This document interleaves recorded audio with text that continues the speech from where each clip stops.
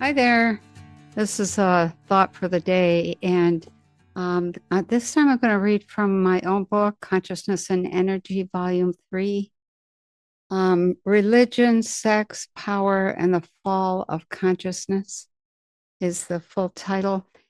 I think I'm going to have a whole series I'm going to read from several chapters and just a little piece each day, partly because I think we need a vision of what might be possible. Where are we going?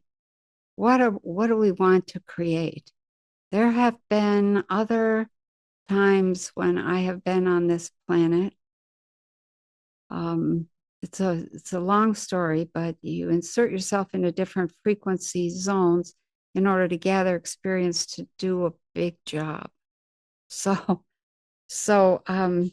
this is from the chapter titled "The Immortals." The information had come in pieces over the early years of Kundalini, not all at once, a vision here, a memory there, or a bit of daydream so real I was convinced I was there and really experiencing it.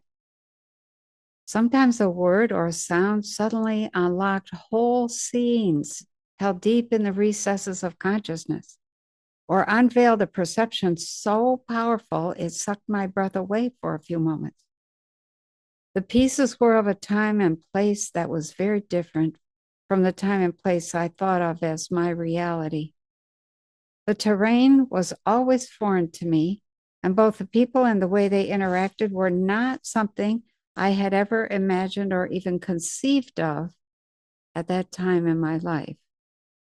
Back then, I could never quite fathom where such perceptions came from or why they came, so I dismissed them as irrelevant figments of imagination.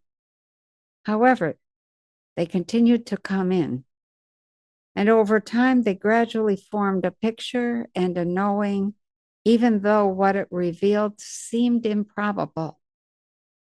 Now I decided to write them down.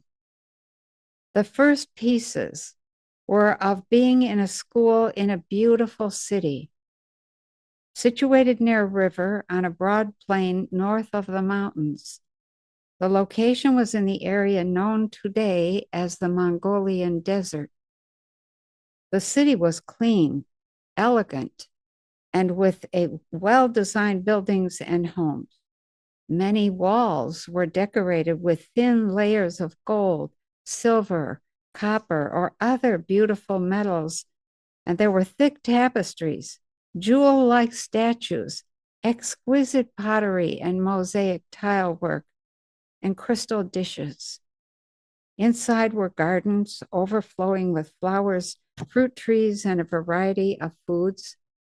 There was beautiful music and a feeling of joy coupled with secure wisdom and a sense of being of service in important ways.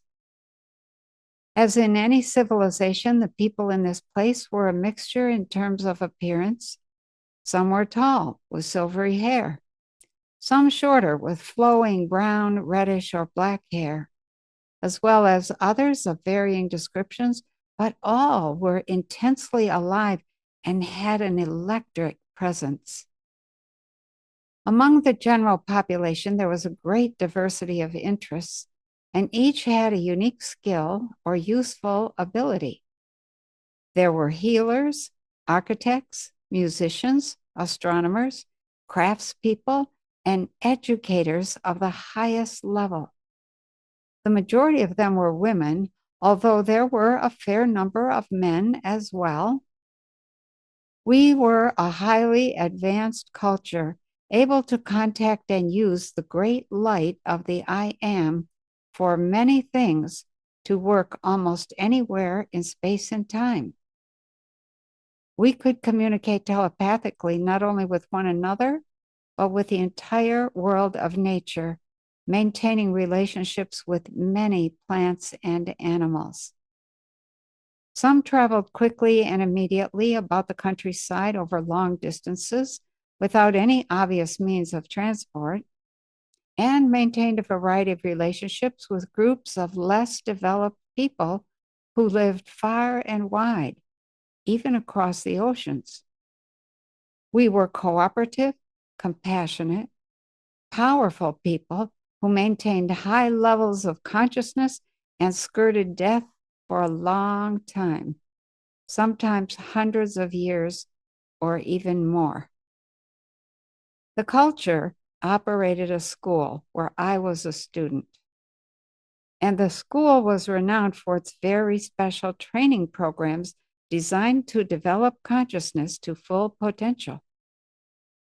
Those of us in the school referred to life in the world as the struggle with the great dragon, because the power of the world to teach useless things, to create fear, to distract with its material goods, to fool you with illusion, and to discourage your will, that was all formidable.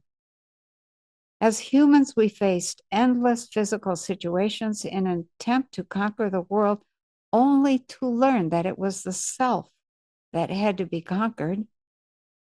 Once the self was in full alignment with the I am, there were few situations that could not be managed well, whether those situations involved hunger, water, fire, frigid temperatures, healing, transportation, knowledge, the ability to project power, or something else.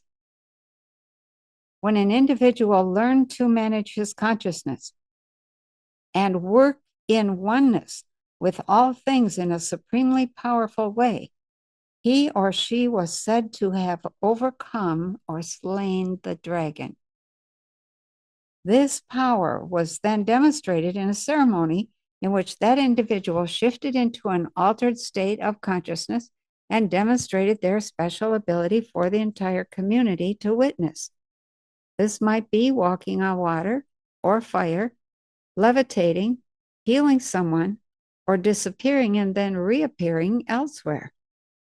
Sometimes they would cause a mark of some kind to appear on their skin, perhaps a circle, a triangle, or something else. It was the mark of a highly advanced consciousness and indicated a person of great power.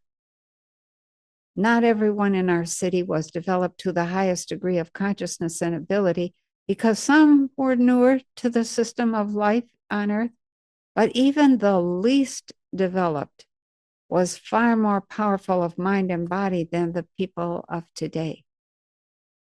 Everything we did was done as an expression of high creativity and goodness, and carried an acknowledgement of our oneness with the planet and the cosmos.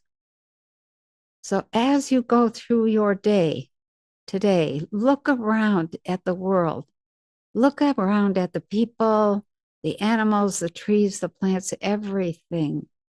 And ask yourself, how much communicating have we learned between each other, let alone telepathically?